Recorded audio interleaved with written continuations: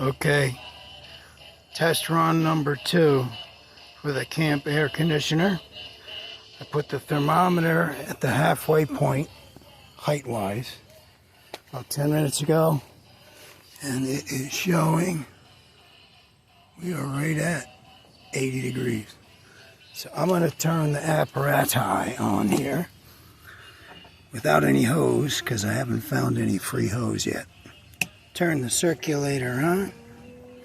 Feel that cold ass copper. And we're going to turn the fan on. And it's just going to blow on that thing and circulate.